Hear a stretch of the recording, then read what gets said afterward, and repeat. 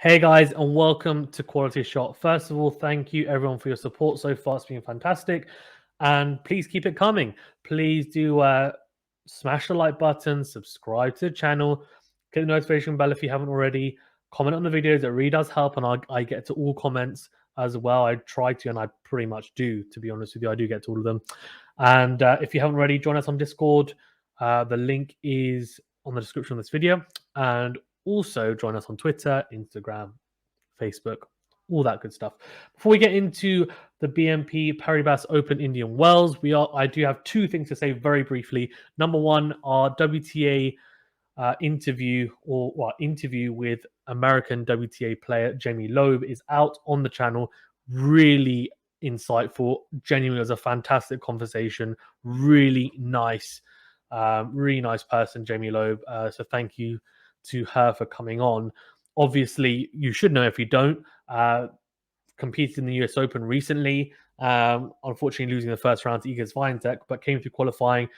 Before that, made the final in Charleston. So she's on the up and come, and she is a very intelligent player and person by the sounds of it. After talking to her, really good to talk to, fantastic insight onto what it's like to be a player on the WTA tour, and also her ambitions, her journey, being part of the John McEnroe Academy, having a relationship with him, and hitting with him on court and what he's like, and in addition to a whole heap of other things, not just related to the women's tennis, but also on the men's side as well. So do give it a watch. The full interview is out, and I thought it was really, really good listen. So yeah, do check it out. And second thing, of course, you'll know that we have a partnership with Tennis Manager 21, a new game that's come out in the last month. So do keep an eye out for that, because the first giveaway for the first Steam key to download the game for free will be given to a random winner who answers a question correctly on most likely a short that I release this week. So do keep an eye out for that. Right, let's get into this. So BNP Paribas Open, of course, no Nadal, no Federer, no Djokovic, no team. Most of them, because of injury, potentially all of them. Although Djokovic, I think, more a rest than anything after a very, very, successful year so far. Of course, just missing out on the Grand Slam, but a phenomenal year nonetheless. And I think it's only right that he physically and mentally has a break from the tour a little bit after the disappointment of the US Open final. There's not really any... I know people saying, well, why is he not playing it? Because Daniil Medvedev could potentially overtake him, because Daniil Medvedev looks like he's going to play a lot of the tournaments here as well. And he's the number 2 seed and number 2 in the world as well. But honestly, I don't think Daniil Medvedev will overtake him as number 1 because he has to defend points at the ATP World Tour Finals and Paris, so he can't really gain any points. Well, he can't gain any points there because he's defending champion in both places. And on top of that, I just think it's going to be really difficult for Medvedev to win the tournaments that he needs to become world number 1. And even if he were to, I don't think Novak Djokovic really cares, if I'm being honest with you. I don't think he cares. Yes, he's joined, I think, 7th. He's joined first, even, with Pete Sampras on ending 7 years as world number 1, if I'm not mistaken, or 7 seasons. But it's not... It's an okay stat. It's fantastic to have in your locker, but it's just a cherry on top of what Djokovic has in terms of most weeks at number 1. Obviously tied on most Grand Slams. He's done the calendar Masters twice, whatever the hell it's called. I mean, he's a phenomenal player, and the career Grand Slam twice as well. So look, let's just be honest, it doesn't really mean much. And at this point of his career, he just wants to win slams. So enough of that. Right, so let's get into this. First of all, before I do actually want to talk about the surface, this seems to, in the past, and it seems like it will play a little bit like the clay. Which is weird to say, obviously, because it's a hard court, but I think it's going to be very conducive to the topspin, as it has done in the past. So people that hit with big topspin will get a lot of success and purchase off the surface, where it kicks off, high bounce, and also people who have good kick serves will also be successful here. Now, of course, in the past, we've had people like Djokovic, Federer, and Nadal win it. put them to one side because they're just phenomenon. So forget about them for this. We need to look at the other winners. So Team has that type of game, very aggressive as well, and high topspin game. John Isner, big kick serve, round of success. Again, big kick serve, big topspin on the forehand. So look, I think we need to look at that, and I think that's why it's going to be interesting for someone like Daniil Medvedev, who hits quite low over the net. Hits the ball quite flat. The serve is quite flat, likes to slice it at times as well. Doesn't really utilize a whole lot of topspin. How is he going to do? He's probably not going to be in my top 2 or 3 favorites of the tournament because of it. But sometimes, and we've seen with the big 3, quality just shines through, and he's on a fantastic roll, and he adapted, I thought, pretty damn well in Roland Garros, considering he had never won a match there until this year. Goes to the quarterfinals. He's a good player, Daniil Medvedev. He's a fantastic player, and it showed obviously in that US Open win. Really likable character. Let's see how he does. He's not my favorite, but he's in my top 3. I think did I just say he wouldn't be my top? He will be in my top 3. He's probably maybe 3rd behind Tsitsipas and Zverev, I would say. But we shall see. Right, I'm going to very briefly go through the draw because I don't want to take up too much time because I want to touch upon the women's as well. So we're going to zoom through this. I'm not going to go through like the potential, like they can meet each other in the quarterfinals because it's just also hypothetical. I want to go through the first matchups for everyone, look at potentially they might play, and that's kind of it. And I'm not going to go through everyone. Daniil Medvedev, probably Daniil Medvedev against Duckworth. Here you can see he's playing McDonald. That's a 60-40 to Duckworth for me. Medvedev gets through that little section easy. For me, Van der Zandschulp versus Giron. Van der Zandschulp, obviously fantastic player in form after making the quarterfinals of the US Open. Giron is not a bad player as well, but I think Van der Zandschulp beats him and also beats Krajinovic in a little upset there in that second round. Dimitrov gets a bye, so lucky him. And out my query, I'm going to go query, and then I think Dimitrov will do the business. Kohlschreiber and Taro Daniel. I think Kohlschreiber's game is really suited to this surface, so I'm going to go Kohlschreiber. Riley Opelka. I think that's probably one step too far for Kohlschreiber, so I'm going to go Riley Opelka. I think his serve, he's got a good kick serve. I think that's going to cause a lot of trouble for Kohlschreiber. Denis Shapovalov, he definitely has the game to succeed here. High topspin game on both sides. Big kick serve, very aggressive. He will have success here if he manages to implement his game and hit the ball as cleanly as he can. I think it'll be him against Pospisil in the second round. I don't think Wolf will win that one, and I think Shapovalov will win the Battle of the Canadians. Caruso versus Sveda, I think 50-50. I'm going to go Caruso, though. And Karatsev could easily lose to Caruso. That's a 50-50, to be honest with you, but I'm going to go Karatsev. Sebastian Korda has got bye, and then Benoit Paire versus Francis Tiafoe. That's one of my pick'ems for the first round. That's cool. That's a really cool matchup. Both in pretty good form as well, to be fair. I'm going to go Tiafoe, but I wouldn't be surprised if Paire comes through. And I'm actually going to go Tiafoe to beat Korda in a little upset. That's quite an upset, to be fair. Can't really tell you why, because Korda's probably got the better weapons on this surface. But I'm going to go Tiafoe, but yeah, we shall see. It's Poprin versus Kemanovic. I'm going to Poprin and Poprin versus her catch. I mean, her catch again doesn't have a fantastic game for this surface, but I think her catch will come through against Poprin. Rublev has got bye, and Rublev against either Menard or Taberna. Rublev will, come through that easily, I would expect. Tommy Paul and Feliciano Lopez. That's a banana skin for Tommy Paul. Feliciano Lopez, of course, or Feliciano Lopez even. Veteran, but will like these conditions. I'm going to go Tommy Paul, though. And Tommy Paul versus Leylah, I want to go Tommy Paul.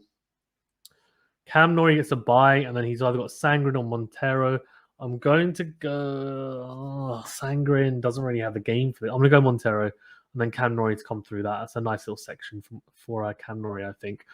Kwon, Paire, I'm going to go Paire, and then RBA to beat Paire, I think. Schwartzman and Jer versus Cressy. I'm going to go Cressy and Schwartzman. He doesn't mind, though, the high balls. I mean, he actually likes playing on clay, so I'm going to go Schwartzman. Nishikori Sousa, I'm going to go Nishikori, but I think he's quite underpowered on the surface. Then Nishikori Evans, that's a 50-50. I'm winning Nishikori because of experience, but I'll be keeping a very keen eye out for Daniel Evans or Dan Evans. Hopefully he does well. Lloyd Harris against David Fokina for me in that second round. That's a tough one. ADF Lloyd Harris. Not sure if does Lloyd Harris really have the game. I'm going to go ADF. Carbes Bayana to come through that. Casper Ruud will blitz him. Berrettini versus Kudla for me. Berrettini, I mean, he has got the weapons for this surface. Big topspin forehand. It's huge as well. And big kick serve. He should do well here. Nakashima to come to Korea. And then Nakashima to beat Fritz in an upset. John Isner. Yeah. John Isner versus Nishioka I'm going to go. But John Isner to come through that. Jack Sock Millman. I'm going to go Millman. And then Sinner to beat Millman.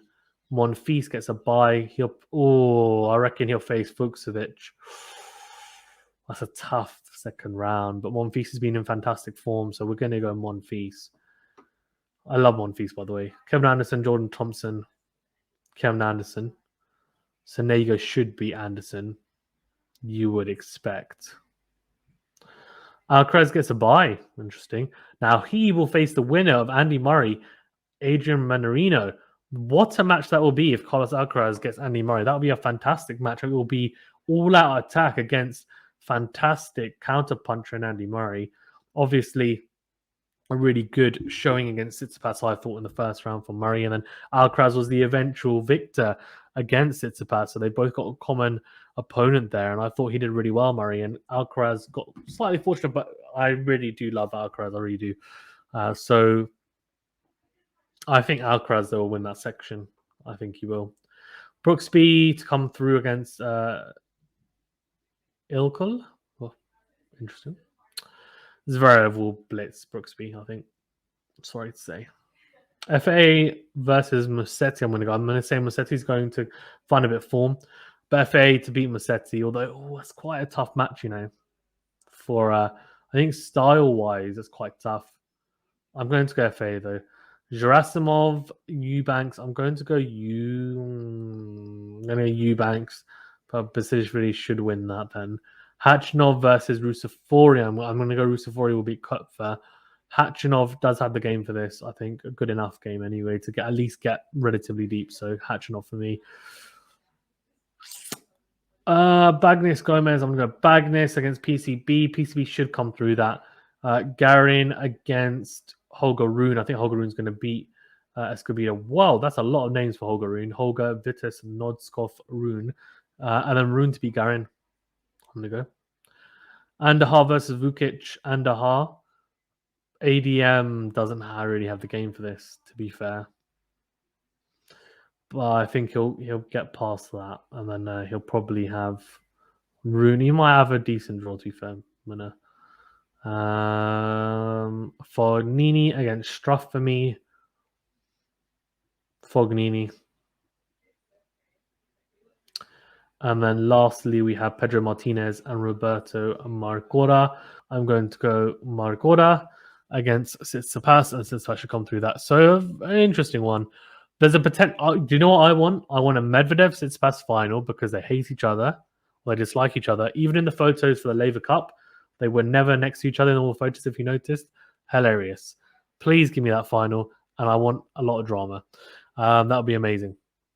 Right, so that's the men's, and then if we go to the women's singles, top of the draw, who's the top seed is Karolina Pliskova, and that's because there's no Ash Barty, there's no Osaka, there's no Sabalenka, although Osaka, by the way, dropped out of the top 10. How surprising is that? But anyways, Sabalenka unfortunately tested positive. That's really unfortunate, by the way. She seems to be better. She did a live the other day on Instagram, and she's quite a character, to be fair. But yeah, she is obviously not there. No Ash Barty. No... Who else is not there? Because I think Pliskova is number 4, isn't she? Who's number 3? No Serena, by the way, as well. Can't remember. But yeah, I think Karolina Pliskova, though, has had a very good year, to be fair to her. I think she actually maybe even... Let's have a look. Let me have a quick look. Yeah, she is. She's number 3 now, Pliskova. Number 4 is Iga Swiatek. Interesting. Very, very interesting, to be fair. Right, okay, so yeah, Pliskova has had a very good year, to be fair, just hasn't been able to, unfortunately, get over the line when it comes to winning a slam. Just struggled. But anyway, Pliskova to come through that, and then Zheng for me, she should win that then, Pliskova. Sharif, Vokinic. Oh, interesting. I'm going to go Sharif, but then Podoroska to beat them. Kontaveit versus Pliskova. Kontaveit. Risk against Andrescu. Ooh, Alison Risk is potentially it's going to be her last tournament. It could be one of her last tournaments anyway. Andrescu should have enough, so I'm going to go Andrescu. Ons Jabeur versus her cog, I'm going to go Ons Jabeur. Lauren Davis versus Danielle Collins. She's a good player. Danielle Collins for me. Tsitsipas Tormo, who got absolutely destroyed by Raducanu in the US Open against Kalinskia. I'm going to go Tsitsipas Tormo. Golubic versus Akari. That's a really tough match. Oh, Vondrousova or Golubic. I'm going to go Golubic, and then I think Sakari should come through this. She should like the conditions here. And she's recently just broken into the top 10. She's on the rise. I reckon she'll do well here. Krejcikova against, I'm going to go Hibino. Krejcikova should come through. Georgie versus Anisimova. I'm actually going to go for the upset. I think Georgie is just so hot and cold. I'm going to go Anisimova. Badosa, she should like the surface as well. Against Yastremska, I'm going to go. Badosa for me, though. Caroline Garcia against Flipkins. I'm going to go Caroline Garcia. And then Coco Gauff or Corey Gauff. Is that her actual name? Okay. Coco Gauff should win, but just wouldn't be surprised if she doesn't. Angelique Kerber versus, the winner of Sinja Kerber and Kim Clijsters. Isn't it so incredible to see Kim Clijsters back? Wild card. She'll play Sinja Kerber. What are we thinking? She's probably going to lose, isn't she? It's tough. Like, she hasn't had much match practice. She's not really 100% fit. I'm going to go Sinja Kerber and then Kerber to win that section. Vekic versus Kasatkina. I'm going to go Vekic to cause the upset. She's a good player. Zidansek versus Schmidlova. I'm going to go in an all check. That's not check, is it? I'm not good with flags. Right, Zidansek versus Schmidlova. I'm going to go Zidansek. Tomljanovic versus Muguruza. Muguruza should blitzer. Kvitova versus Rus. They've already played that. I like that. Look at that. I'm going to go Kvitova. Lynette came through against Peterson. She's playing Azarenka. I don't think Azarenka is going to like these courts, to be honest with you. I'm going to go Lynette. Raducanu is back. Raducanu, number 17 seed. She gets a bye. She's facing Sasnovich. Should come through that. Interested to see how far she can go.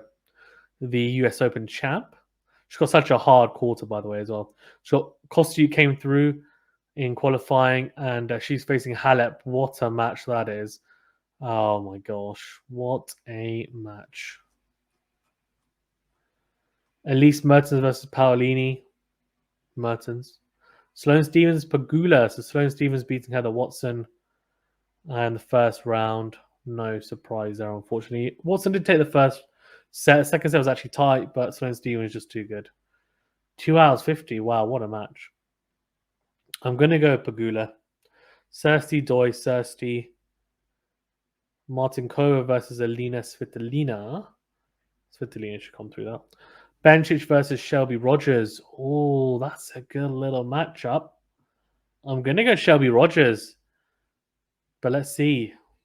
Begu versus Teichmann. Leylah Fernandez versus Cornet. That's actually a hard match. I'm going to go Leylah Fernandez, but let's see how these two girls perform now after. Madison Keys, Pavlyuchenkova. I'm going to go Madison Keys. She just bageled Kanepi in the first round. Madison Keys. I think she will have the upset here. Rybakina, Putintseva, Rybakina, Ostapenko. I'm going to Ostapenko. Kudermetova versus Samsonova. Kudermetova. and Swiatek, Martic, Swiatek for me. And in terms of my predictions for winners, I'm going to go for, in the women's, I'm going to go with